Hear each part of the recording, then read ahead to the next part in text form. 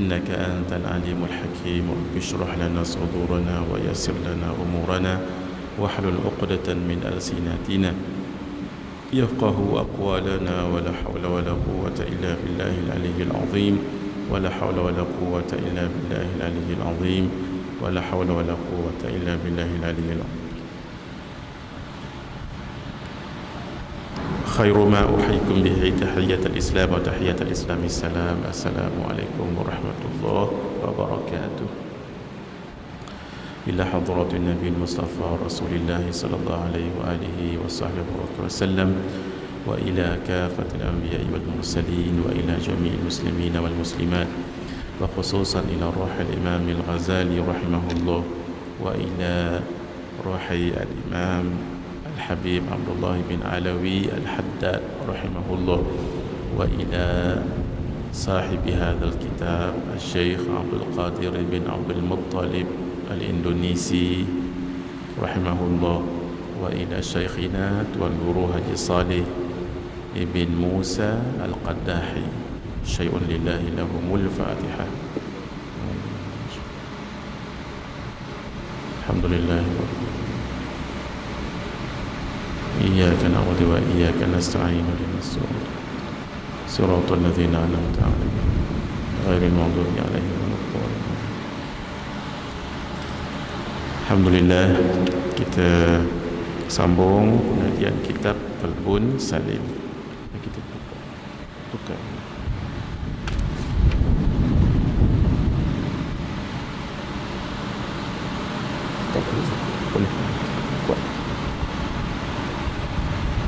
Bismillah. Bismillah. Mana satu yang lebih elok? Ini ke ini? Bismillah. Bismillah. Mana satu? Ini. Ini. Bismillah. Ini. Bismillah. Ini.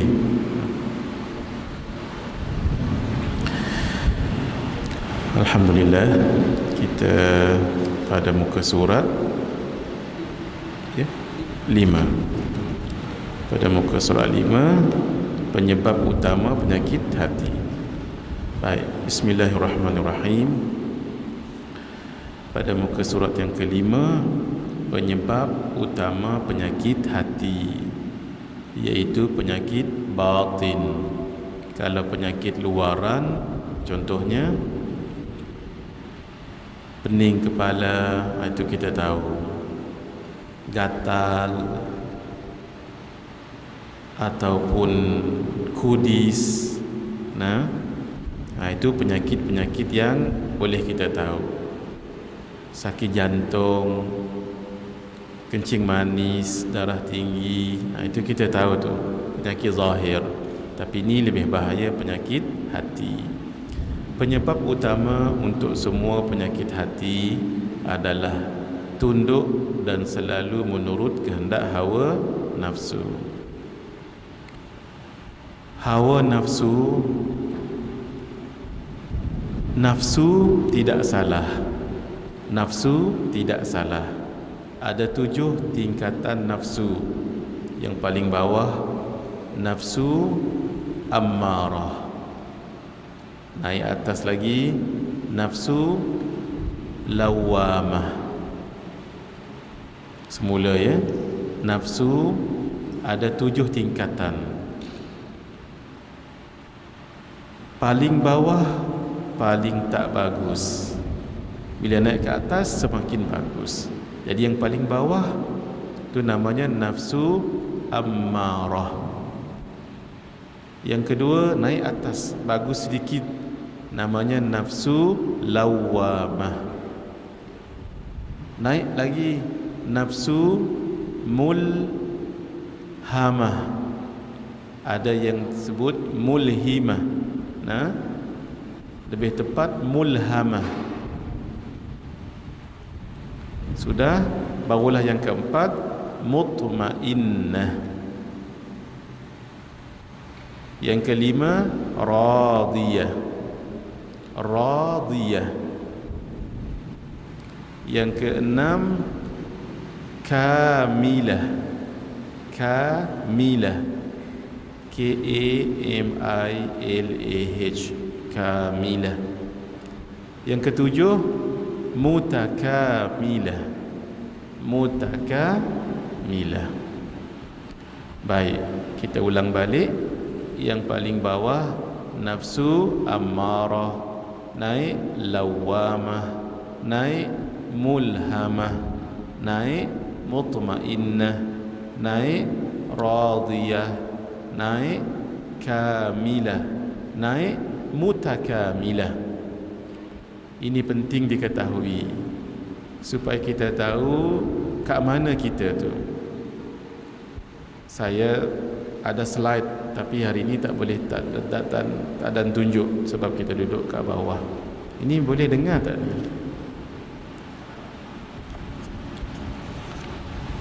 Boleh. Saya sayang kalau majlis begini tak berapa nak jelas, nanti sayang juga. Tu yang saya cuba tu tadi tu. Cuba syukuri sekali lagi sebab saya rasa bergaung. Bismillah. Bismillah. Sama. Bismillah. Ini lebih bagus. Tak. Bismillah. Ini bagus. Cuba dulu saya bercakap, dengar tak? Tapi saya rasa ni lebih bergaul. Kalau ini paling kurang dengar juga.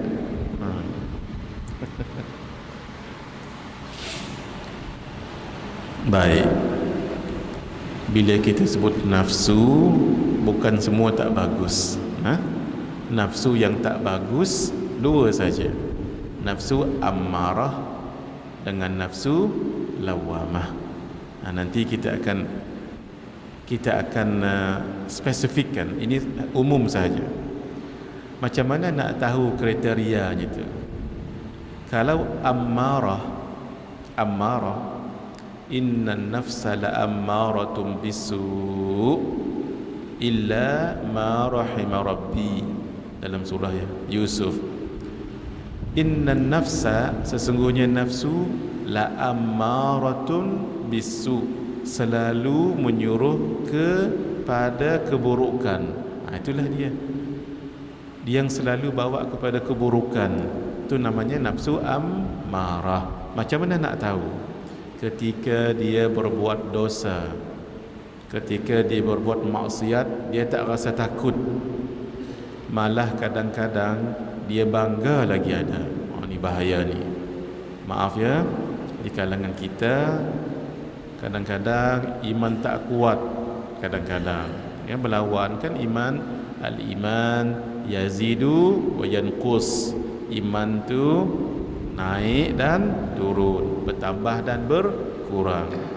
Kadang-kadang satu minggu tu tak pernah tinggal qiyamul lail, semangat. Tapi sebulan tinggal, turun balik. Jumpa lagi dengan guru, datang lagi majlis ilmu, semangat lagi. 2 minggu qiyamul lail. Bila dah tak ada majlis ilmu, 2 bulan tinggal. Itu iman yazid wa yanqus. Itu normal. Ketika dia berbuat dosa, dia faham, ya Allah, kenapalah saya buat dosa ni, tak elok macam ni. Nafsu tu namanya nafsu lawamah. Nafsu lawamah. Kalau nafsu paling teruk tadi tu namanya nafsu ammarah. Ketika dia buat dosa, bukan dia takut, bangga lagi kan ada. Yang ini memang dahsyat nafsu ni. Ketika dia buat maksiat ataupun maaf ya, dia mengumpat orang, jadi suatu yang disukanya pula. Maksudnya dia suka dosa tu, dia tak takut pun, malah kadang-kadang berbangga-bangga dia dengan dosanya itu. Ini paling bahaya sekali, nafsu ammarah. Selalunya kita orang Islam ni yang biasa-biasa ya, selalunya. Baru tahap yang kedua tu namanya lawamah. Lawamah itu berasal dari perkataan laumatun. Laumatun, celaan. Cela, dia mencela diri dia. Maksudnya dia sedar yang dia buat salah, kemudian dia cela diri dia. Ya Allah, kenapalah saya ni perangai buruk macam ni, tak patut saya hasad dengan orang tu. Dia tahu yang dia buat tu salah, lalu dia cela diri dia. Tak patutlah saya begini. Akhirnya astaghfirullahalazim alladzi la ilaha gitu. Tapi tahan 5 minit je. Lepas tu ada lagi dibuatnya. Tak pun tahan 5 hari. Lepas tu buat dosa lagi. Tu namanya lawamah. Ini lebih baik daripada yang pertama tadi tu. Walaupun dia lebih baik daripada yang pertama, tetap juga dalam kategori nafsu masih buruk lagi. Kita naik atas sikit lagi. Nafsu mulhamah. Ada yang kata mulhimah, kita guna mulhamah. Dua-dua betul ya, boleh. Berasal dari perkataan ilham. Ilham. Dia datang belajar, dia amalkan zikir-zikir yang guru dia bagi. Dia pun berusaha mendekatkan dirinya pada Allah. Dia mulail, dia dah bagus dah tu. Kalau dia buat dosa, dia segera ingat pada Allah dan dia tak suka sangat dosanya tu. Kemudian dia banyakkan zikirnya, zikrullahnya, wirid-wirid. Contohnya subuh, jangan tinggal baca 2 wirid. Namanya Al-Wirdul Latif dengan Hizbun Nawawi. Saya pesan sangat-sangat tuan-tuan, puan-puan, pegang betul-betul dengan Hizbun Nawawi. Hizbun Nawawi, pegang betul-betul. Ada dalam buku kita tu. Buku size pocket pun ada. Buku amalan selepas solat pun ada. Tapi amalan soleh tak ada, sebab dia panjang. Tolong pesan kita sendiri ataupun siapa-siapa yang diuji Allah, sama ada perbuatan manusia yang hasad ataupun jin dan iblis, makhluk halus, pegang dan baca Hizbun Nawawi. Al-Hizbu Al-Nawawi. Pegang elok-elok. Nanti ada kesempatan saya akan bagi tahu apa rahsianya tu. Sebab bacaan-bacaannya itu sangat, kalau istilah orang moden ni, sangat power. Mengikut keyakinan orang yang baca jugalah. Saya pesan tanya, tuan-tuan, kalau pergi homestay, homestay tu kan dah lama dah orang tak duduk, baca Hizbun Nawawi. Di bilik sama juga, rumah kita besar, anak-anak pun dah besar, tinggal kita dengan abang ngaji je kat rumah. Kadang-kadang bilik-bilik anak-anak tu dah tak ada dah, pasal dalam masing-masing berkeluarga. 40 hari tak diziarah bilik tu contohnya. Kadang-kadang adalah benda-benda tak semestinya ni, jangan takut tak semestinya. Tapi biasanya kalau begitu, baca Hizbun Nawawi. Kuat Hizbun Nawawi ni. Baca pagi Al-Wirdul Latif, supaya pahala kita bertambah-tambah di samping pendinding dengan Hizbun Nawawi. Hizbun Nawawi ni memang khas untuk pendinding diri. Sudah? Zuhur baca apa? Hizbun Nasar. Ada, kalau tuan-tuan ada buku ni, semua dalam buku ni. Pertama sekali tadi pagi baca 2. Apa dia? Al-Wirdul Latif. Yang kedua Hizbun Nawawi. Zuhur baca Hizbun Nasar. Hizbun Nasar yang buku amalan selepas solat. Amalan selepas solat. Dia 2 je, amalan lepas solat dan buku ni. Buku lain tak. Sudah. Amalan selepas zuhur Hizbun Nasar.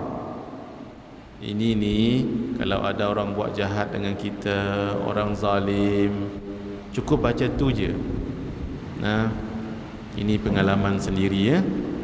Kemudian waktu asar baca 2. Satu, Hizbul Bahar, Hizbu al-Bahar.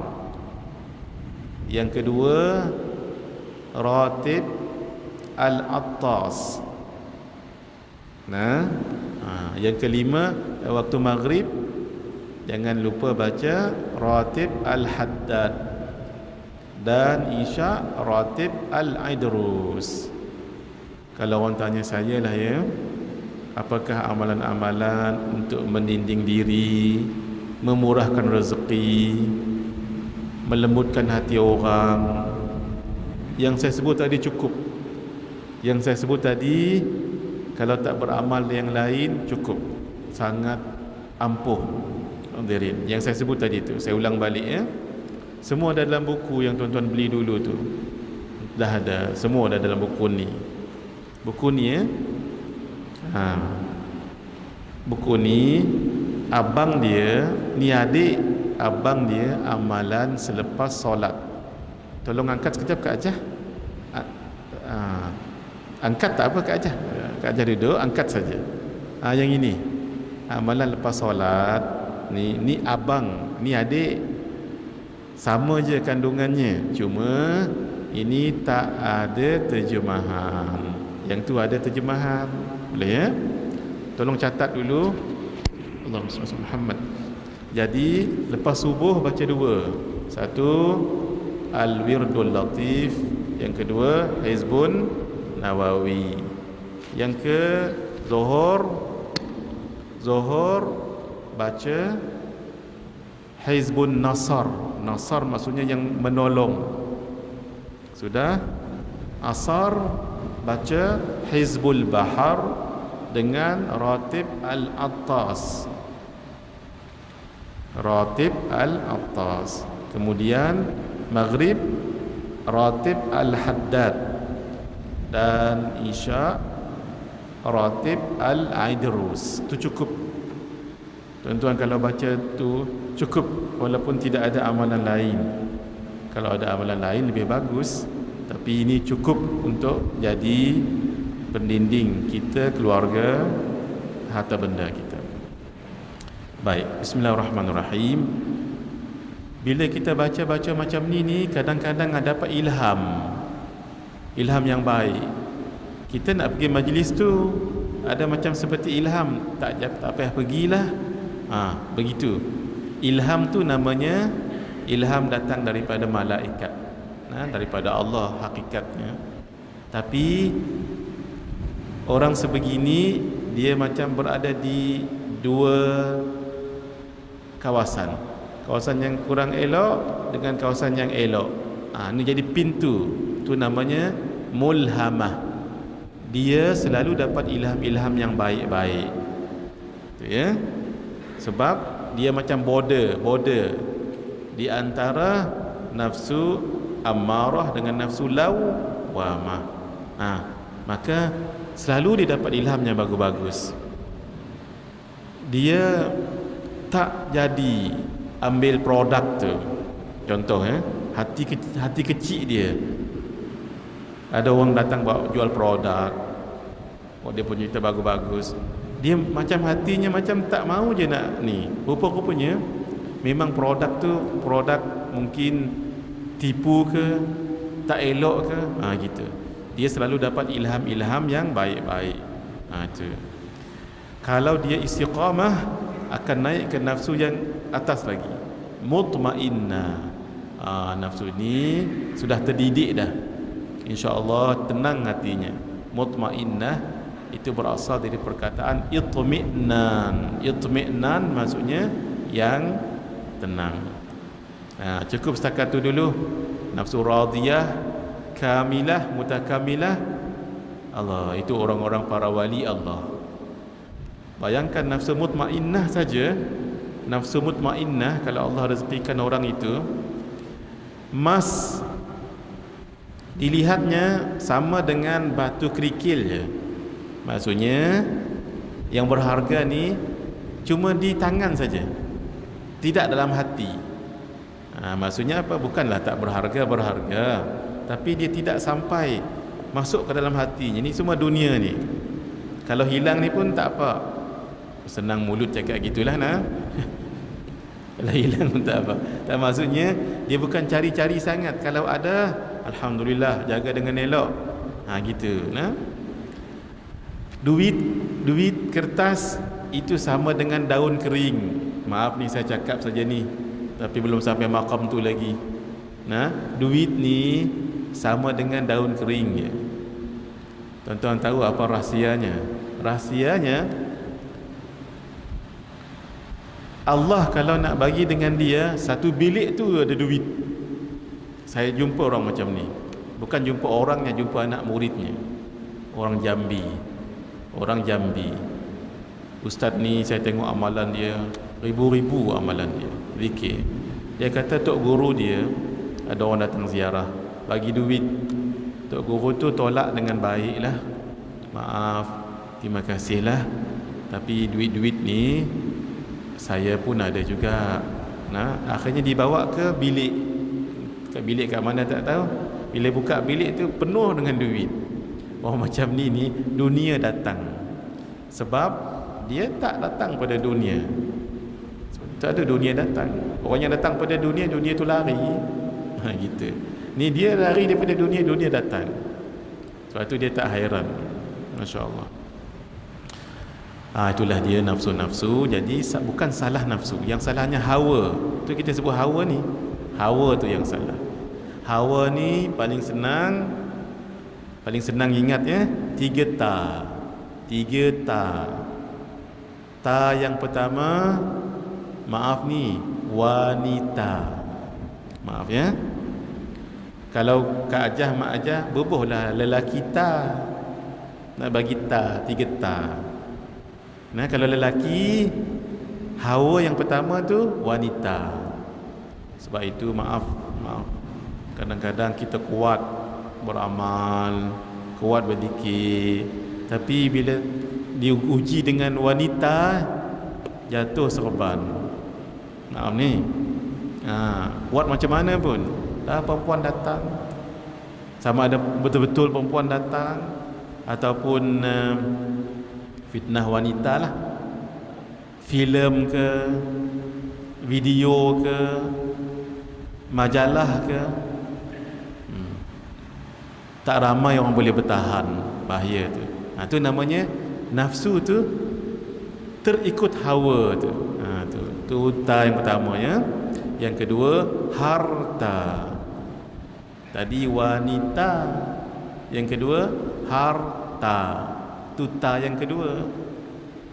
Masya Allah, bagus. Dengan perempuan dia tak ni, tapi dengan harta fulus,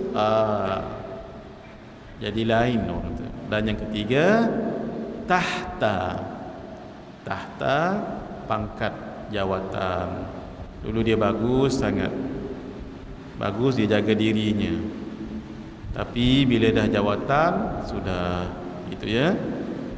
3 ta inilah yang namanya apa? Yang namanya ajakan dunia. Ajakan dunia. InsyaAllah siapa yang boleh kawal diri daripada 3 ta ni, selamat dia. Yang pertama tadi wanita, yang kedua harta, yang ketiga tahta. Untuk muslimat, Kak Ajah, Mak Ajah, wanita tu bubuhlah lelaki ta, nak bagi ta juga. Tu yang saya sebut tadi tu. Sebab muslimat dengan muslimat tak ada apa. Muslimat perempuan dengan lelaki. Boleh ya? Baik. Obatnya ialah melawan dan mengekangnya. Lawan dan kekang. Kalau guru saya kata obatnya 2, sama dengan ini. Apa dia? 1, mujahadah. Mujahadah, lawan. Itu mujahadah, lawan. Yang kedua, mukhalafah. Mukhalafah, apa mukhalafah ni? Lawan juga, tapi dia deviate. Saya bagi contoh begini. Qiyamul lail. nafsu kita ni payah nak bangun malam, lawan. Macam mana? Bangun juga, paksa juga walaupun 2 rakaat. Itu maksudnya lawan tu. Baca Quran bukan main payah lagi. Kalau tengok Facebook, ya Allah. Kalau tengok WhatsApp 2 jam tahan. Nah, yang paling bahaya YouTube. Tengok cerita ni, tengok ni lagi, tengok ni bagus juga ni. Oh, banyak manfaat juga ni. 2 jam. Maaf ya. Jadi lawan. Jangan tengok WhatsApp, jangan tengok Facebook, jangan tengok YouTube. Itu maksudnya lawan. Ada satu lagi namanya mukhalafah. Mukhalafah ni deviatekan.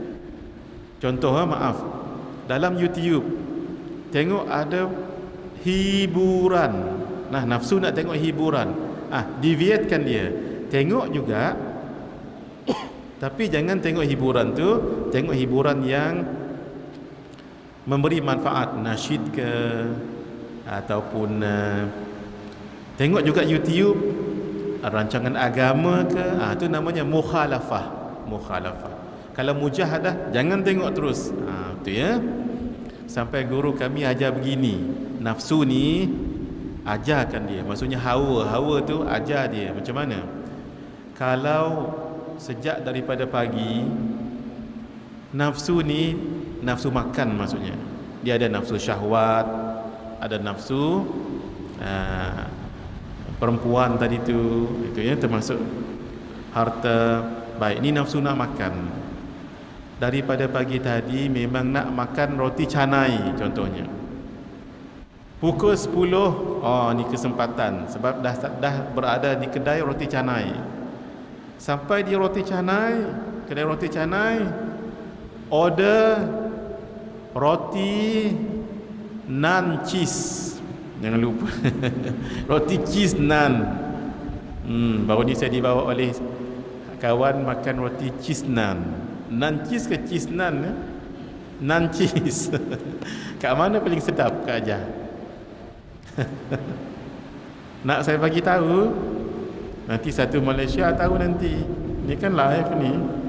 Nanti tutupkan itu, nanti saya bagi tahu. Memang sedap roti nan cheese tu. Cheese nan? Nan cheese. Roti nan cheese. Masya Allah, di KL. Nanti saya bagi tahu ya. Ni nafsu lagi, baru cerita bab nafsu. Kan daripada pagi tadi nak roti canai. Tu zikir dia, roti canai. Dah bunyi-bunyi ni keroncong roti canai. Sampai dekat situ, nanci satu, biar padan muka nafsu tu. Nak sangat roti canai, lawan dia, mukhalafah dia dengan nancis. Tak pun roti bom ke. Itu nah. Teringin sangat nak makan nasi ayam contoh. Sampai di kedai nasi ayam, order nasi bebek. Tahu nasi bebek? Nasi itik. Orang Indon sebut bebek. Nah, itik. Yang penting jangan makan nasi ayam tu. Sekali-sekala cuba kita buat. Nah, biar padan, hawa ni biar padan. Bukannya nafsunya, hawa. Ini cara untuk orang mula-mula ni. Untuk orang mula-mula nak belajar tasawuf, belajar hati. Ada lagi cara lebih mendalam lagi. Tapi ini baru orang macam saya ni, baru nak bertatih-tatih belajar. Itu ya. Jadi macam mana tadi bila berdepan dengan hawa nafsu? 2. Satu, mujahadah. Yang kedua, mukhalafah. Baik, mari kita lihat celaan terhadap orang yang mengikut hawa nafsu. Bukan mengikut nafsu, mengikut hawa nafsu. Sebab nafsu tak semua yang tak elok. Yang tak elok berapa tadi? 2 je, iaitu nafsu ammarah dengan nafsu lawwamah. Baik, dalam Al-Quran firmanullah ta'ala, ara'aita man ittakhadha ilahahu hawah afa anta takunu alaihi wakila.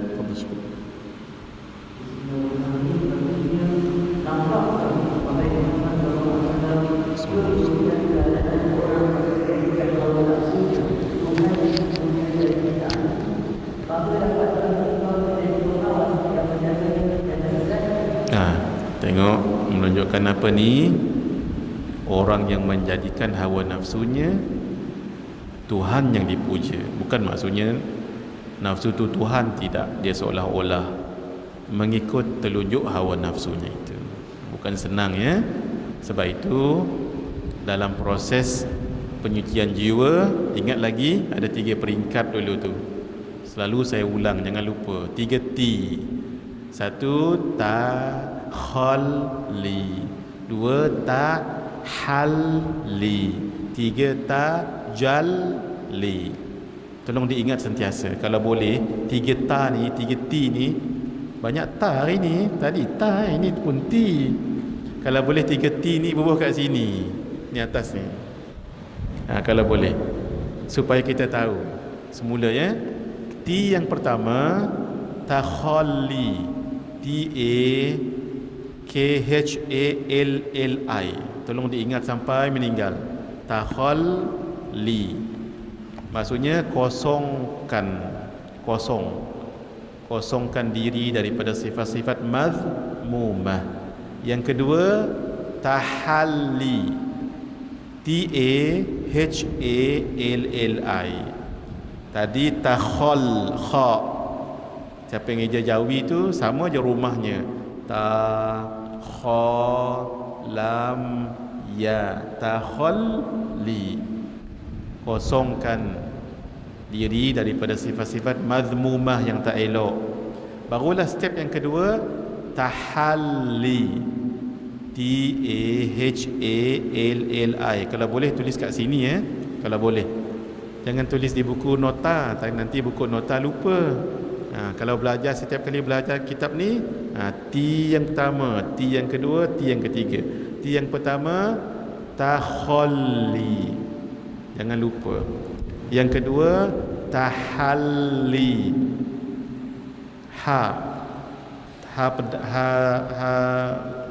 pedas, tahalli, TAHALLI. Yang ketiga tajalli, TAJJ, tajalli. Kita bagi dulu maknanya, bagi dulu artinya mudahnya. Takhalli, kosongkan. Apa maksud? Kosongkan diri daripada sifat-sifat tercela, mazmumah. Tahalli, hiasi ia dengan sifat-sifat mahmudah. Tulis kat situ, hiasi dengan sifat terpuji pun tak apa dah. Tajalli, kurniaan daripada Allah. Kita dua je. Yang ketiga tu, itu urusan Allah. Yang ketiga tu urusan Allah. Tapi it has to do with that sequence. It has to do with that sequence. The first, takhalli, followed by tahalli, and to be ended with tajalli. Tapi yang perlu kita ambil perhatian dua je, takhalli dan tahalli. Dan takhalli mesti dahulu daripada tahalli. Contoh, hari ini ada yang pakai baju baru, tak baru pun kemas elok dengan minyak atar, perfume dan sebagainya. Itu untuk menghiaskan diri. Tapi sebelum pakai baju baru tadi tu, tudung baru tadi tu, mesti basuhkan badan dulu. Bangun tidur tadi tu, gigi digosok, muka dibasuh. Mohon maaf ya, kalau masuk dalam small comfort room, toilet, buang dulu, istinja, bersihkan badan dulu, barulah pakai baju baru tadi tu. Jadi konsepnya bersih dulu baru hias. Boleh? Barulah tajalli. Ini urusan Allah. Tajalli ni Allah nak bagi pahala, syurga, keridaan. Allah bagi kasyaf, Allah bagi firasat, bagi ilham. Yang tu urusan Allah. Urusan kita dua tu. Pertamanya, berusaha kosongkan diri daripada sifat-sifat mazmumah. Yang kedua, at the same time, simultaneously, hendaklah hiasi dengan sifat yang Baik, baik. Terus Syukri, firmanullah. Oh, yang ni 2 kali diulang. Nah, oh tidak. Fadhal.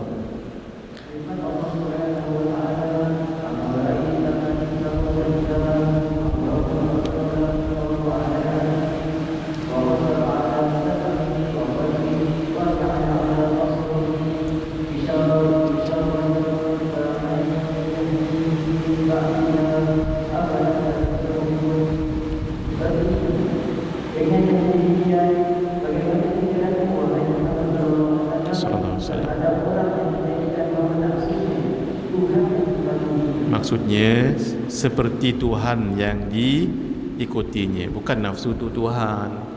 Kan Tuhan tu mesti kita ikut perintahnya. Dia seperti seolah-olah menjadikan nafsunya itu Tuhan. Maksud dia ikut apa saja kemahuan hawa nafsunya. Bukan nafsu ya, hawa nafsu. Hawa tadi apa? 3 tu, senang-senang.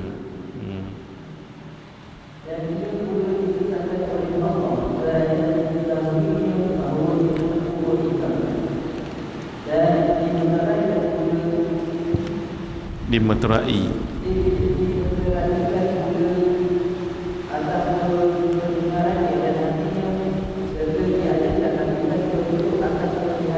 Sampai dia tidak boleh lihat kebenaran, dah ditutup ni, hatinya termeteri. Nah,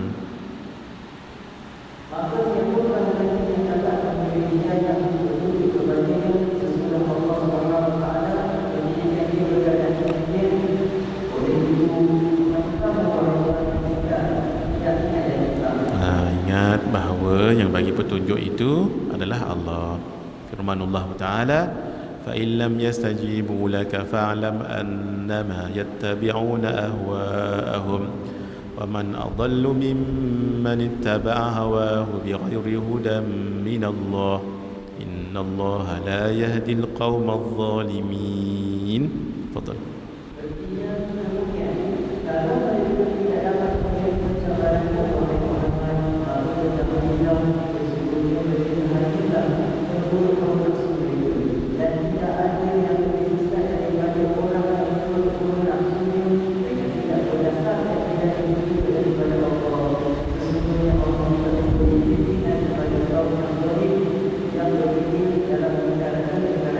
Saya suka terjemahan yang saya ambil ini, sebab bila disebut nafsu, dia tak sebut terus nafsu, tetapi hawa nafsu. Apa yang kita boleh faham, bukan semua nafsu jahat. Yang jahat cuma 2 saja. Jadi kerana itu jangan buang nafsu. Nafsu jangan dibuang. Kalau dibuang nafsu kan tak ada nafsu lagi yang baik.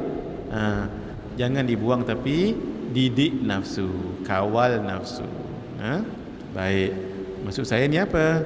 Yang tak baiknya 2. Hawa nafsu tu, yang bawahnya tu apa dia? Ammarah dengan lawamah. Naik mulhamah, mutmainnah, radiyah, kamilah, mutakamilah. Itu semuanya nafsu-nafsu yang bagus. Baik, mari kita lihat 2 kebaikan mempelajari ilmu tasawuf.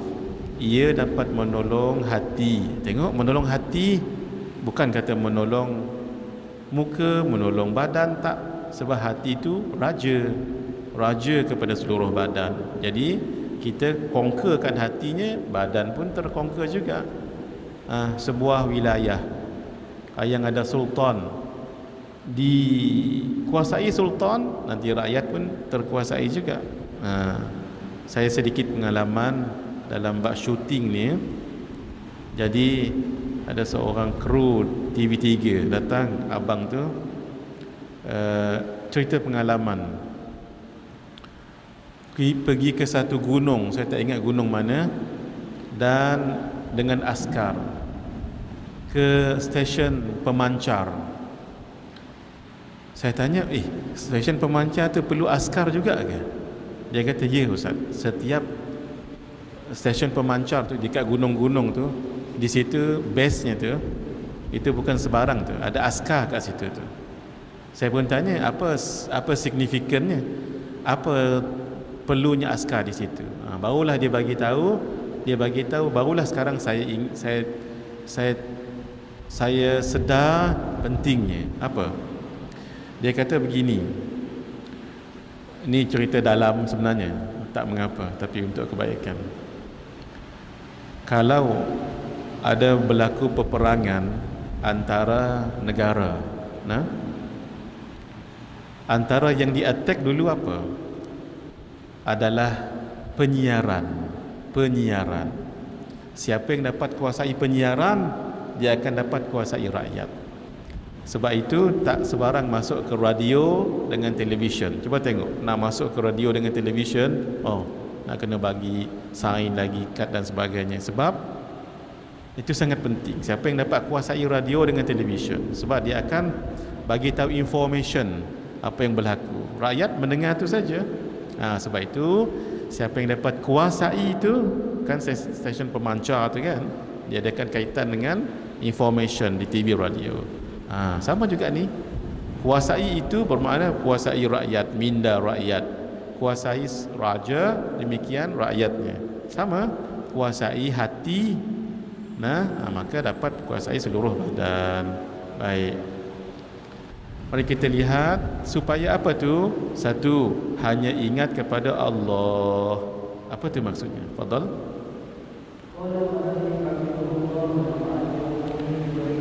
Amin.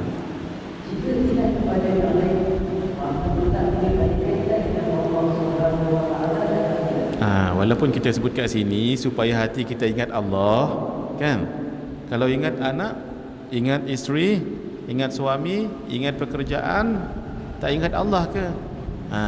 Tak, ingat juga Allah, tapi linkkan. Contoh, ingat mak sekarang. Oh, mak saya di kampung, lama dah tak telefon mak. Itu kan bagus, ingat tu. Jadi difahami elok. Hari ini fahami elok-elok. Ada satu hadis yang Nabi sebut,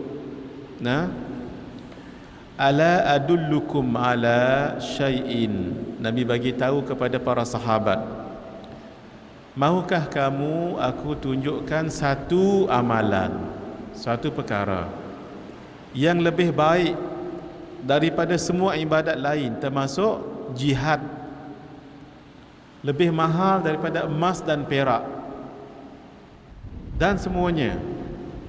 Lalu kata sahabatnya, pasti mau. Nabi mengatakan, zikrullah, ingat Allah. Cuma apa maksud ingat Allah di sini? Ingat Allah, kata Sayyidina Sa'id ibn Jubair, tak semestinya Allahu Allah, Allahu Allah, atau Subhanallah, Subhanallah, Subhanallah. Ya, itu ingat Allah juga. Tapi yang lebih tepat maknanya ialah taat kepada Allah. Tolong diingat ini ya. Zikrullah maksudnya taat. Itu je. Taat kepada Allah. Sebab itu kata beliau, orang yang taat kepada Allah, dia ingat Allah. Maksudnya zikrullah. Orang yang buat dosa maksiat, dia tak ingat Allah, walaupun di mulutnya ya Allah, ya Allah, ya Allah, ya Allah, tapi dia melihat benda maksiat. Ada orang contohnya mak ajah memasak ya di dapur, tujuan untuk makan suami, anak-anak. Itulah namanya taat. Bila nama taat, ingat Allah lah tu. Tak semestinya dengan menyebut Bismillahirrahmanirrahim, Alhamdulillah, Subhanallah, walhamdulillah. Ya, itu salah satu ketaatan. Tetapi yang dikatakan ingat Allah selama mana kita taat. Sekarang ni kita berada dalam majlis ilmu kan, ini taat ke maksiat? Taat. Inilah zikrullah, inilah ingat Allah. Pahala duduk ni lebih mahal daripada emas dan perak. Pahala kita duduk ni. Tolong dipegang ni elok-elok. Siapa yang sebut ni tadi? Namanya Sayyidina Sa'id bin Jubair. Sa'id S-A-I-D, Sa'id bin Jubair. Tolong ditulis nama ya, supaya adalah benda dalam hati kita ni. Hang tahu daripada mana? Daripada Ustaz Mahathir. Ustaz Mahathir tahu daripada mana? Daripada baca, daripada guru lain. Siapa yang sebut lagu tu? Sayyidina Sa'id bin Jubair. Jadi jangan kita risau, Ustaz saya tak khatam lah yang Ustaz bagi tahu tadi tu. Subuh Hizbun Nawawi, kemudian Al-Wirdul Latif. Jangan risau. Tapi mak ajah solat tak tadi? Solat. Buat breakfast tak dengan keluarga? Breakfast. Siram pokok bunga tak? Jangan kata pokok bunga saya, pokok bunga jiran pun saya siram. Nah, ambil baju disidai tak? Ya. Itulah namanya zikrullah. Semua ketaatan itulah zikrullah. Nah, hatta tidur sekalipun dengan niat nak ambil tenaga, jangan mengumpat orang.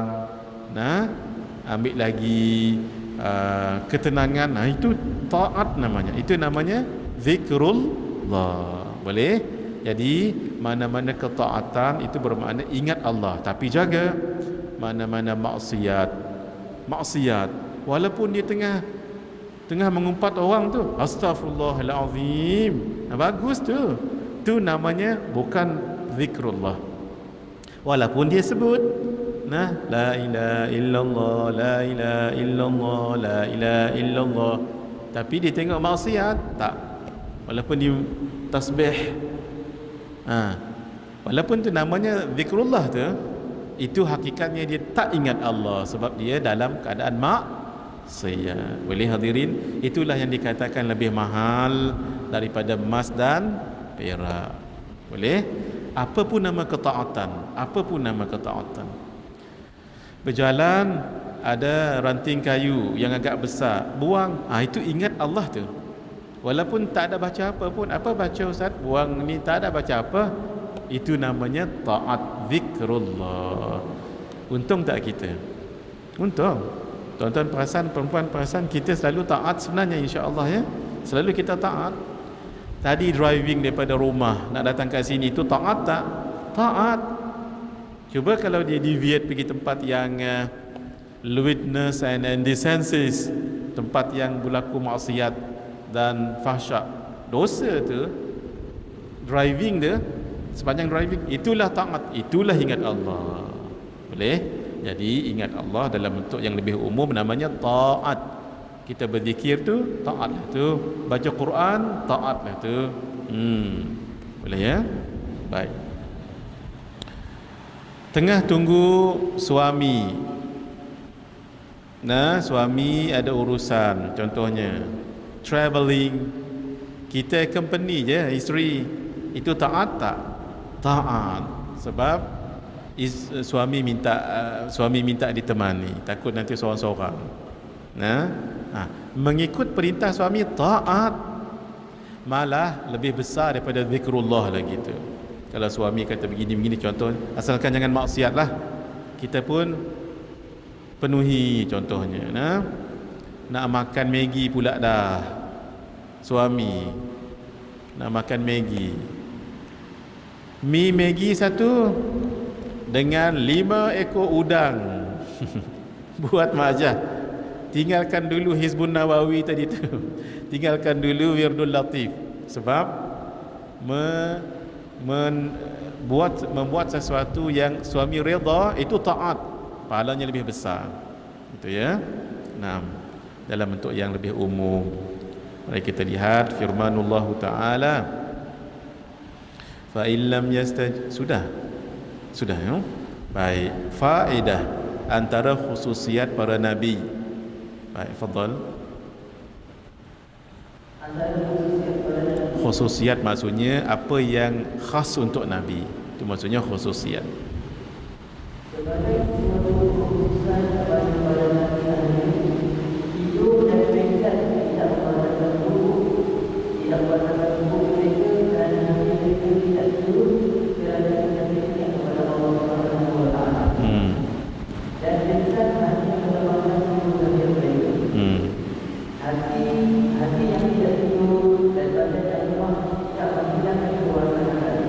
Ini untuk Nabi saja. Untuk kita kalau dah tidur, tambah lagi tidur. Kalau tidur macam ni tak apa, tidur duduk macam tu namanya tamkin. Dalam kitab Safinatun Najah ni namanya tamkin.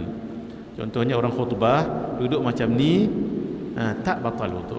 Tapi kalau terbuka belakang tu, menyanding sini sekejap, mengiring walaupun sekejap, batal. Ya? Untuk Nabi dan Rasul sahaja. Mari kita lihat. Dan pertamanya, hanya ingat kepada Allah dan dapat menghiasinya dengan hanya melihat kebesaran Allah Ta'ala, Tuhan sekalian alam. Mari kita fadal, alam. Alam ini bukan hanya alam semesta, tetapi termasuk juga semua makhluk, manusia, malaria, jin, haiwan, tumbuh-tumbuhan, kehidupan, kematian, penangkaran, pergerakan, pergerakan tinggi, atas bawah, terbang, suara, panas tidur, malam siang, kehidupan yang banyak dan lain-lain. Ini siapa yang belajar ilmu tauhidnya, ilmu tauhid, kalau dia sebut alam maksudnya ma siwallah, ma siwallah, selain daripada Allah. Selain daripada Allah, makhluk, termasuklah saya, termasuklah suara, depan, belakang, kanan, kiri, atas, bawah, itu semua makhluk. Siang, malam, hangat, dingin, itu semua makhluk. Baik. Alam ialah selain daripada Allah Subhanahu wa Ta'ala. Ia adalah salah satu istilah untuk makhluk. Istilah lain yang menunjukkan kepada makhluk ialah kain, mungkin, kainat dan lain-lain. Yang ni saya hold dulu ya, saya tak syarah sebab ini dalam perbahasan sifat 20 tauhid. Naam. Dalam kaedah disebutkan istilah al-ibarat istilah perbezaan ibarat dan istilah disebabkan perbezaan istilah oleh manusia pada melihatnya. Dia begini, yang dikatakan makhluk, alam pun merujuk makhluk juga, hadis makhluk juga, mungkin makhluk juga, kainat makhluk juga. Macam saya ni alam, saya juga kainat, saya juga hadis, saya juga mungkin, lebih spesifik, saya juga jirim, saya juga arad, saya juga jisim, gitu ya. Maksudnya macam mana sudut pandang itu. Kalau melihat saya ni selain daripada Allah, saya alam. Kalau melihat saya ni boleh ada, boleh tiada, mungkin. Kalau lihat saya ni baru ada sekarang, 40 tahun lebih dulu tak ada pun, saya jadi apa? Hadis. Gitu ya, sudut cara kita memandang ni dalam bab tauhid ni. Contoh begini juga kaedah ni maksudnya macam mana cara kita lihat. Contoh, sekarang saya mengajar, jadi tuan-tuan puan-puan panggil saya ustaz contohnya, ataupun pengajar. Kalau ketika saya balik kat rumah, isteri saya panggil saya apa? Suami. Dia tak panggil ustaz baru balik. Tidak. Ketika saya balik ke kampung, ayah saya panggil saya apa? Anak. Itu ya. Adik saya panggil saya apa? Abang. Kakak saya panggil saya adik. Macam mana mereka melihat? Begitu. Pak Su dengan Mak Su. Orang Kedah kahwin dengan orang Penang. Di Kedah dia dipanggil Mak Su, tapi ketika di Penang dia dipanggil Mak Long. Kenapa? Mak Su orang Kedah tadi tu dia kahwin dengan Pak Long. Pak Long ni orang Penang. Jadi ketika di Kedah, Mak Su tu dipanggil apa? Mak Su sebab dia paling bongsu. Ketika di Penang dia dipanggil apa? Mak Long sebab dia kahwin dengan Pak Long. Pak Long tu pula ketika di Penang dipanggil Pak Long. Ketika di Kedah dipanggil Pak Su sebab dia kahwin dengan Mak Su. Orang yang sama juga. Bukanlah kata Mak Su tadi di Kedah kurus, sampai di Penang terus jadi besar. Dah Mak Long. Boleh Baik, itu sekadar kaedah ini. Terus Alam juga berasal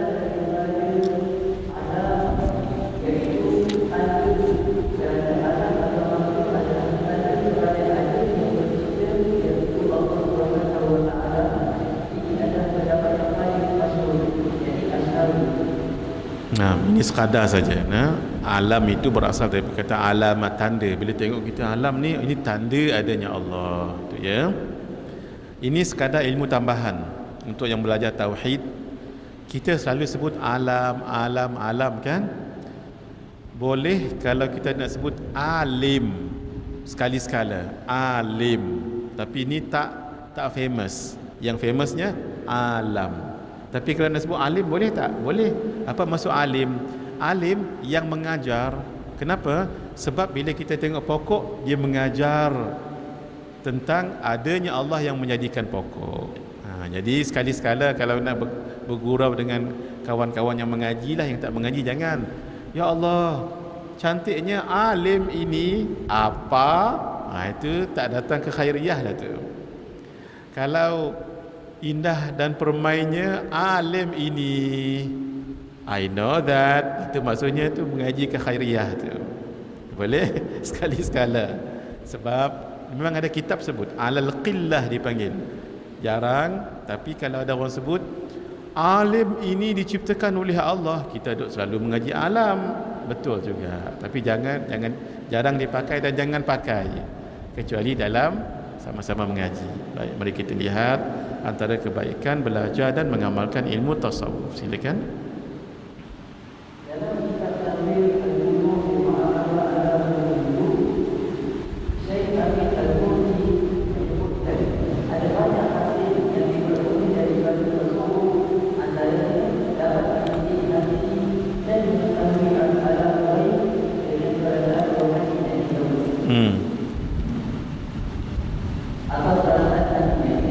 Ini kurniaan Allah. Ini masuk dalam kategori apa ni? Zauq, wijdan ni bukan takhalli, bukan tahalli, bukan, tapi tajalli. Antara lain ialah keselamatan di akhirat, meraih ridha Allah Subhanahu wa taala, mendapat kebahagiaan yang abadi, mengalami dunia dan kebahagiaan hati, dia dapat menikah berbagai macam dosa dan menyaksikan keadaan-keadaan rohani yang mengabulkan serta mampu melihat rahsia sesuatu yang tidak dilihat oleh penglihatan orang lain. Ini kurniaan batin ni, tak boleh nak cerita panjang lah. Kurniaan batin. Kadang-kadang orang tu melihat tembus pandangan dia. Kita tak tahu pun dia tahu. Tembus pandangan itu. Kadang-kadang dia melihat rahsia-rahsia yang Allah bukakan. Dan tidak mustahil. Kadang-kadang bila dia lihat langit, dia tengok ada pintu terbuka di langit. Langit tu ada pintu tu. Cuma kita kerana dosa tak dapatlah kita lihat. Pintu langit tu ada pintu-pintunya tu. Iaitu bila batinnya bersih. Kalau tak boleh. Baik. Mari kita lihat tumpuan perbicaraan ilmu tasawuf. Ilmu tasawuf menumpukan tentang hati yang mempunyai sifat yang pelbagai. Fadal.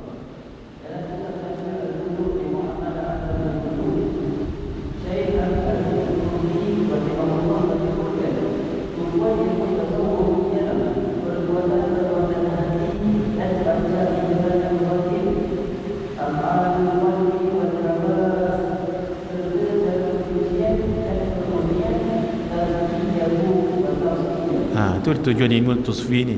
Ilmu tasawuf ni, ilmu kesufiannya bukan nak suruh kita jadi wali, bukan nak suruh terbang di atas udara, ataupun berjalan di laut, ataupun boleh hilang diri ketika orang nak cari. Bukan. Itu kurniaan Allah. Itu semuanya apa tu? Tajalli. Ilmu tasawuf yang paling penting dua tu je. Satu, takhalli. Yang kedua, halli. Ingat tu sentiasa. Adapun karamah, adapun kasyaf, itu Allah bagi. Kalau Allah bagi, alhamdulillah. Kalau Allah tak bagi, bukan kita tuntut. Malah ada orang yang Allah bagi, dia tak mahu orang lain tahu. Sampai dia doa, ya Allah, kalau orang tahu, matikan diriku. Ada juga. Jadi kita belajar ilmu tasawuf ni bukan nak jadi wali ya. Siapa nak jadi wali, ini bukan tempat dia.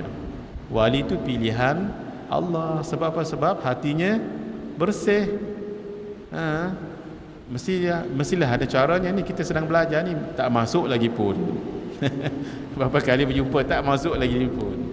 Tapi insya-Allah kalau Allah kehendaki, masya-Allah, dia akan nampak sesuatu dengan mata hatinya. Terus baik, hukum mempelajari ilmu tasawuf. Tafadhal. Nah.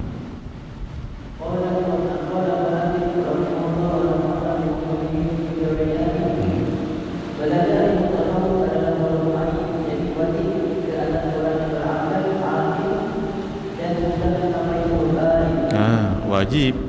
Kalau tidak, sembahyang letih je, puasa letih je, dah mengatur orang, tak dapat pahala, dosa lagi dapat. Baik.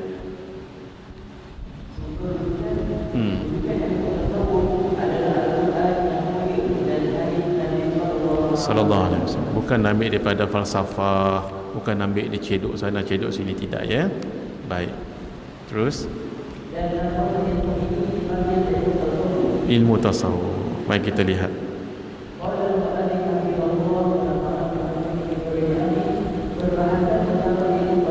Supaya kita tahu, kita belajar kitab ni apa sebenarnya. Nah, terus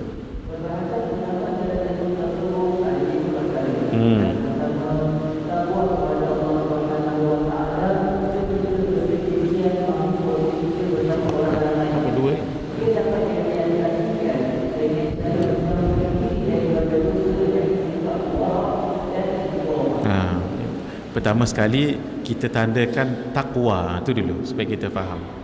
Kalau orang tanya, kamu belajar ilmu tasawuf ni sebab apa ya? First, takwa. Dia ada 5. Takwa, satu. Yang kedua,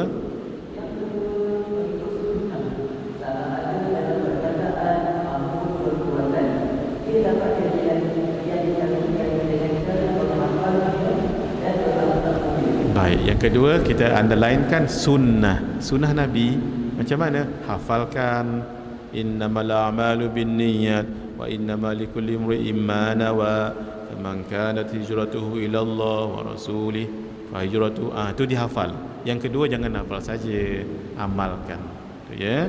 Contohnya Nabi suka tayamun. Tayamun. Apa dia tayamun? Tayamun bukan tayammum, tayamun. Suka menganankan. Jadi Nabi kalau pakai cincin, Nabi akan pakai di tangan kanan, di kelingking kanan, dan Nabi jadikan mata dia terbalik macam ni. Tu menganan-nganankan, tu namanya tayamun. Tayamun. Baik. Contohnya slipper kat luar tu. Nanti tengok slipper saya. Cari slipper saya. Insya-Allah tak masuk dalam masjid.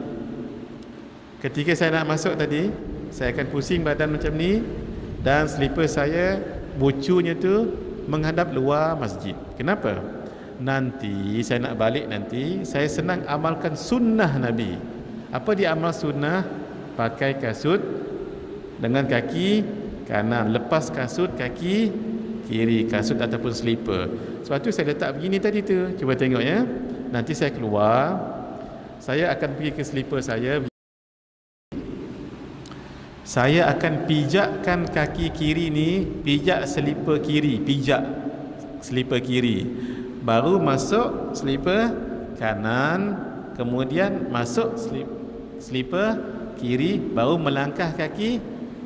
Itu pun dah sunnah dah tu. Boleh? Sebab tu tujuan, sebab tu kita buat macam tu supaya menolong kita mengamalkan sunnah. Siwak. Ni nama siwak ni sunnah Nabi. Pakai brus gigi boleh, tapi paling bagus kayu siwak macam ni. Dan kayunya kayu al-araq. Ini panjangnya jangan lebih sejengkal. Ni sejengkal ni, jangan lebih. Dan jangan pendek 4 jari. Ini jari. Jangan pendek lagu ni, pendek sangat. Sudah. Ini kayu. Macam mana nak buat bulunya tu? 2 cara. Kita gigit kulitnya ni dan buat dengan gigi geraham. Tapi gigi geraham mesti kuat. Kalau tidak, bukan ini yang lembut, gigi yang tanggal. Kalau begitu macam mana? Buat dengan tukul. Jangan dibasahkan. Kalau dibasahkan nanti dia pecah. Jadi ketika dia begini, letak dekat ni, tukulkan. Jangan kuat sangat. Slow. Bagi dia berbulu-bulu macam ni. Sudah? Cara pegangnya begini. Ni sunnah Nabi kita ajar ni. Jari ni cuba mak ajar kita buat kat pen masing-masing. Nah. 3 jari ni 2 ni bawah. Cuba sama-sama. Siapa yang ada ni muslimat tak pakai, kalau boleh pakai juga. Ni sudah. Tangan ni ini ke bawah, kalau pegang ni pun tak apa ya. Tak gini pun tak apa. Yang penting 3 di atas, 2 tu bawah. Sudah? Ketika nak memakainya ni, ketika nak pakai, ambil air. Letak kat depannya, depan sini, supaya dia lembut. Tapi tolong diingat jangan terbalik. Ketika buat, jangan letak air. Ketika nak, letak air. Ini letak air, saya letak air sikit ya. Bismillahirrahmanirrahim. Bila letak air, dia akan jadi lembut. Baik, macam mana cara pakainya? Cara pakainya ialah, ni semua sunnah. Bila sunnah, pahala besar. Itu juga tujuan ilmu tasawuf. Ini diletak di gigi atas. Sudah? Cuba sama-sama kita. Gigi atas, tengah. Sudah? Bawa ke kanan. Ke kanan. Sudah? Turunkan. Bawa ke kiri tapi tengah. Sudah? Naik atas. Bawa ke kiri. Turun, bawa ke tengah. Nombor apa tu? B ataupun nombor 8. Buat 3 kali. 1, 2, 3. Jadi kita gosoknya secara urdan, secara rata. Jangan macam ni tulan. Bila tulan nanti kena gusi, takut berdarah. Sudah? Siwak ini bukan hanya untuk membersih gigi, tetapi juga membersih mulut. Dalam arti kata langit. Langit ni kalau langit jangan buat macam ni, nanti berdarah nanti. Tapi kita lalu gini. 1, 2, 3. Cukuplah 3. Tak payah 30. Sudah? Nabi dalam kitab Bulughul Maram, ketika Nabi guna ni, dia berbunyi memang sebab yang tu memang geli. Cuba rasa dengan lidah sekarang. Geselkan di atas tu. Geli tak? Itu bermakna normal. Siapa yang tak geli cepat-cepat pergi hospital. Ini walaupun gurau memang betul. Saya bagi satu petua hari ini ya. Kalau ada orang bagi air, makanan, mudah-mudahan jangan ada yang niat buruk. Mudah-mudahan pergi ke restoran ke mana-mana ke, macam mana nak pastikan? Petuanya ialah baca surah Quraisy. Bismillahirrahmanirrahim. Li'ilafi Quraisy ilafihim rihlatash shita'i was-sayf falyabudu rabb hadzal bait alladhi at'amahum min ju'. Yang last tu ulang 3 kali. Wa amanahum min khauf, wa amanahum min khauf, wa amanahum min khauf. Sudah. Kemudian lidah ni geselkan ke atas. Kalau rasa geli, boleh minumlah tu, boleh makan. Tapi kalau rasa lopong, rasa tak ada apa, pergi kedai lain. Pergi kedai sebelah. Buat lagi, lopong lagi, pergi kedai sebelah. Takut ada orang buat tak elok pada makanan. Ni saya ijazahkan pada semua yang hadir ya, untuk mengamalkannya. Tapi balik rumah nanti jangan buat. Dah isteri kita sendiri masak, buat apa kita nak terasa sanksi pula. Ini tempat-tempat yang mungkin kita rasa pelik. Macam mana amalannya tadi? Surah Quraisy yang last tu diulang 3 kali. Wa amanahum min khauf, wa amanahum min khauf, wa amanahum min. Kemudian lidah ni digesel. Ni kalau kita gesel ni, ni memang geli. Buat 3 kali. 1, 2, 3. Last lidah. Lidah ni pun diguna ni juga 3 kali. 1, 2, 3. Bawalah letak dalam poket kita. Jangan poket orang, poket kita. Itu namanya sunnah Nabi ni. Amalkan sunnah Nabi. Sebelum solat ni, sebelum tidur ni. Tapi kalau janggal pakai ni, pakai berus gigi ataupun letak Colgate boleh. Baik, sikit lagi hadirin, dalam 5 minit saya nak cerita sedikit tentang buku guru saya. Ada di luar sana tu, nanti kita akan cerita 5 minit lagi insya-Allah. Fadhal. Yang pertama tadi kita underlinekan takwa. Yang kedua sunnah. Kita belajar ilmu tasawuf supaya amalkan sunnah, sebab Nabi kan orang yang paling tinggi ilmu tasawufnya. Apa? Kita ikut sunnah Nabi. Terus yang ketiga, berbalik daripada makhluk dan tidak kisah dengan keutamaan atau keluarkan mereka. Dia dapat diidentifikasikan dengan cara solat dan tawakal. Tadi dengan takwa tu kaitan dengan Allah. Yang kedua sunnah kaitan dengan Rasulullah. Yang ketiga lain makhluk. Kan lengkap belajar ilmu tasawuf ni. Maksudnya jangan berharap sangat dengan makhluk, sebab mereka juga adalah hamba-Nya Allah. Yang penting Allah tu dulu.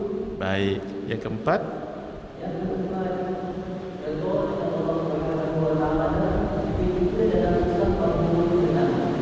dia dapat dicapai dengan sikap qanaah, jadi berasa cukup dengan apa yang ada dan berserah kepada Allah Subhanahu wa taala. Allah, cantiknya belajar ilmu tasawuf. Redha. Ini yang keempat, redha. Kenapa? Dalam kehidupan ini tidak sunyi daripada ujian, tidak sunyi daripada cobaan. Itulah namanya hidup. Kalau tak nak, jangan hidup. Gitu. Sebab memang dunia ni tempat cobaan. Cuma setiap orang tu berbeza. Ada cobaannya kuat, ada cobaannya tak kuat. Ada yang sedikit, ada yang banyak, ada yang berpanjangan, ada yang pendek, tapi tetap ada cobaan. Tuan-tuan, tidak ada duit tu cobaan. Banyak duit juga cobaan. Kita sedekah tak dengan orang, itu syukur tak? Masya Allah. Sakit ya cobaan, sihat juga cobaan. Kamu sihat, kamu datang tak ziarah orang sakit.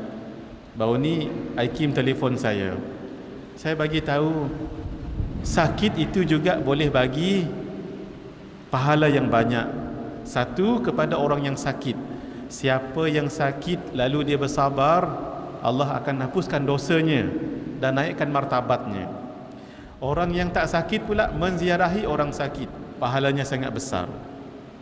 Sebab ada satu hadis qudsi tapi difahami dengan baik. Maridtu falam tazurni, hadis. Kata Allah, aku sakit tapi kamu tak pun ziarahiku. Jangan diterjemah begitu. Maksudnya, aku sediakan pahala yang besar ketika orang itu sakit. Kenapa kamu tak mau nak ambil pahala itu? Begitu cara memahaminya. Maksudnya ziarahi orang sakit, pahalanya besar. Diampunkan dosa. Orang sakit dapat pahala, orang sihat pun dapat pahala juga. Begitu ya. Baik. Cuma Ustaz senanglah sebut saya diuji oleh Allah dengan cobaan, one calamity after another, one after another, up to these years. Memang ada orang macam tu. Ustaz senanglah kata macam tu. Saya diuji sekarang bertahun-tahun dah. Tuan-tuan, kalau diuji bertalu-talu macam ni tetap sabar ya. Tetap tahu ni datang daripada Allah. Kalau tak tahan juga, baru amal doa ini. Doa ni saya dah bagi dah dulu ni. 17 kali dah doa ni. Allahumma inni, ikut saya dulu. Nanti saya tulis, kita dah nak habis masa ya.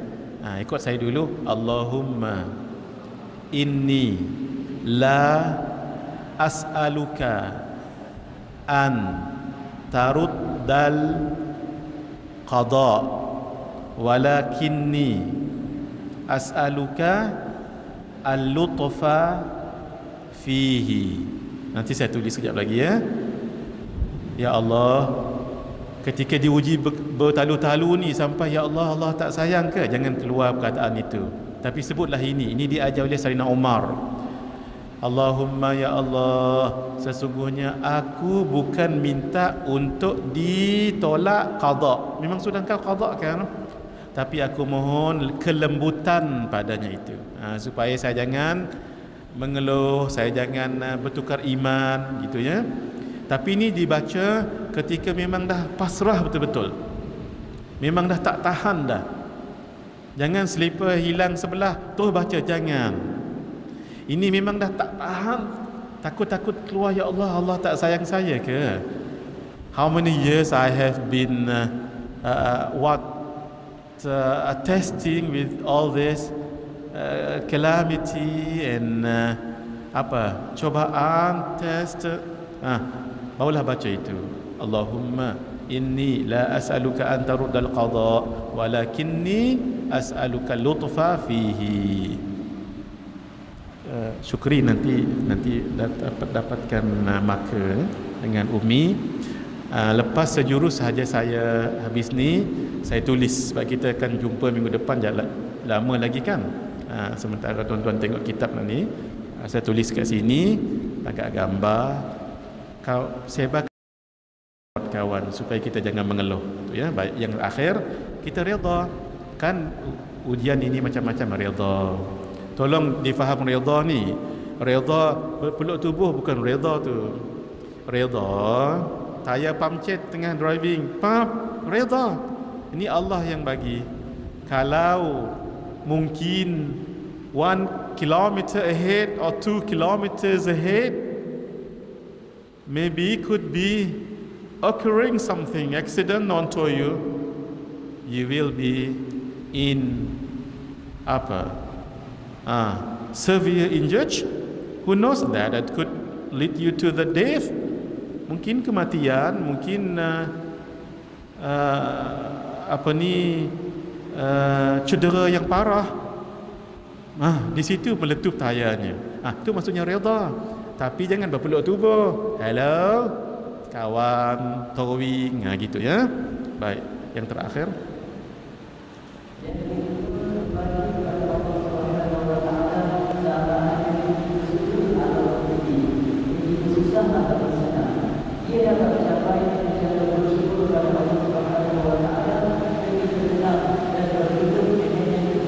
Saya suka sangat buku ni, namanya Tanwirul Qulub. Saya suka sangat. Dia bagi tahu what you have to achieve, how to achieve that. Dia kita apa yang kita nak capai, macam mana nak mencapai. Tengok 5 poin ni semua ada macam tu. Jadi akhirnya kita kembali kepada Allah. Mari kita ingat sama-sama. Pertama taqwa, kedua sunnah, 3 makhluk, yang keempat redha, yang kelima kembali. Mari semula lagi sama-sama. 1 taqwa, kedua sunnah, 3 makhluk, 4 redha, kelima kembali. Ingat sentiasa, itulah tujuan kita belajar kitab ini. Bila takwa mesti dengan ilmu akidah, nak takwa pada Allah, kembali sepadanya. Baik, mohon maaf beberapa pendapat para imam dan ulama tentang tasawuf itu nanti kita baca laju. InsyaAllah bermula daripada minggu depan saya akan laju mengajar ini, sebab kita dah agak lambat. Memang mula-mula lambat, bila kita dah tahu InsyaAllah kita akan lebih senang. Baik, sebelum ni pun tak sempat saya baca ya, sebab kita masih permulaan. Nanti sentiasa bawa buku ni untuk kita baca setiap kali jumpa. Baik, kawan kami di luar ada bawa buku. Buku ni dikarang oleh guru saya dan guru beliau, Ustaz Ahmad, dan saya dan guru-guru kami dan yang lain. Guru kami saya dah sebut di sini dulu sebenarnya, iaitu Sayyid Muhammad Amin bin Idrus. Beliau orang Indonesia, duduk lama di Madinah, dan beliau belajar dengan orang alim di sana tu. Banyak gurunya, terutama sekali Habib Zain bin Ibrahim bin Sumaid. Habib Zain orang kata tu kan. Seorang alim, digelar dengan Asy-Syafi'i As-Saghir, Imam Syafi'i kecil kerana alimnya itu. Baik, sampai sekarang guru kami ni masih di Madinah. Beliau dalam rangka membina pondok di Indonesia. Jadi perlukan dana. Antaranya beliau buat 2 kitab. Kitab beliau banyak, tapi antaranya 2 kitab. Saya syorkan tuan-tuan. Kitab ni pernah saya sebut kat sini. Namanya Al-Adab. Dalam kitab ni ada 50 adab. Dan saya tak pernah jumpa kitab yang paling banyak faedah. Faedah ni petua-petua, melainkan buku ni. Ingat tak dulu saya ajar, kalau potong kuku ada berapa cara? Cara nak potong kuku 5. Ustaz lain lah tu. Saya mengajar 4 je. Keempat-empatnya ada dalam kitab ni. Terutama sekali kalau nak rezeki bertambah, cara potong kukunya begini. Ini semua sama-sama ikut saya. Ni sudah, turunkan tangan kiri, mulakan dengan yang paling kiri. Cuba sama-sama. Kelingking, selang tengah, selang ibu, selang manis, selang telunjuk. Nah, ni supaya ingat. Taklah semestinya potong kuku macam ni, terpulang caranya, tapi senang ingat. Sudah?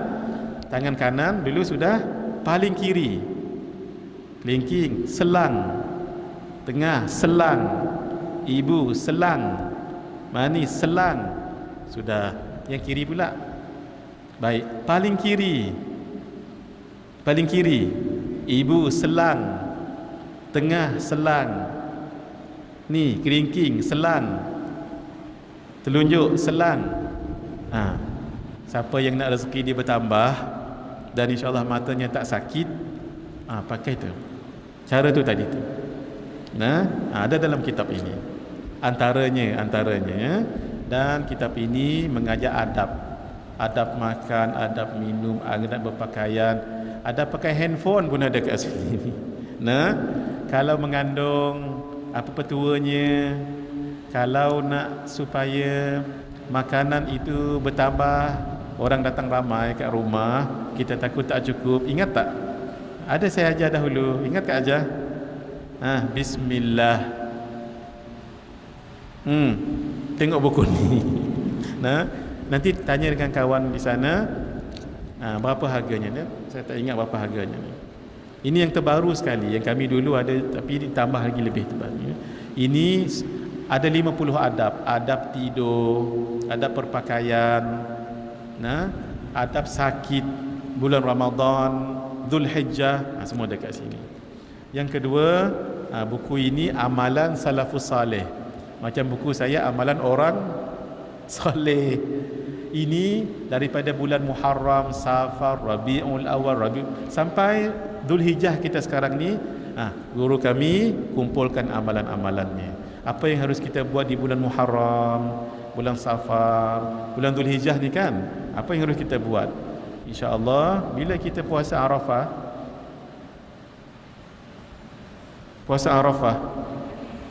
Isnin, Kamis, hari ni hari apa ni?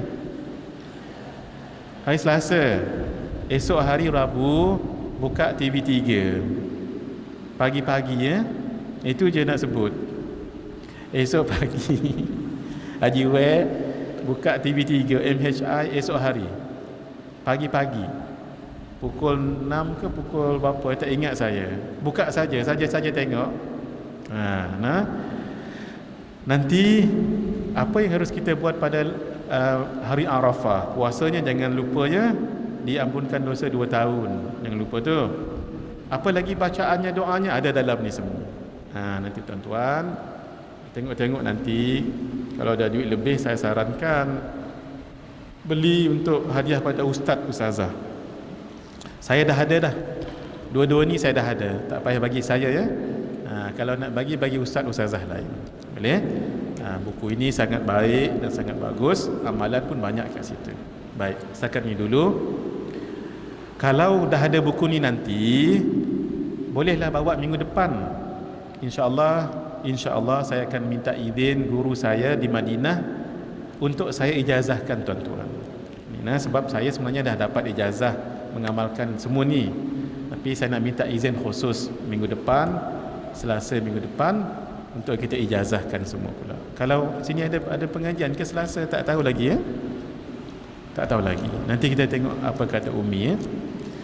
Wassallallahu ta'ala wasallam ala sayyidina Muhammad wa ala alihi wasahbihi ajma'in walhamdulillahi rabbil alamin. Buku ni ada jual kat luar ya. Bismillahirrahmanirrahim. Alhamdulillahi rabbil alamin.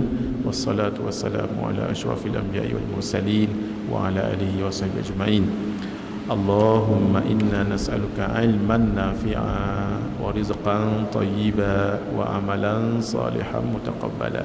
Wassallallahu ta'ala wa sallam ala sayyidina Muhammad wa ala alihi wa sahbihi ajma'in walhamdulillahi rabbil alamin. Wassalamualaikum warahmatullahi wabarakatuh.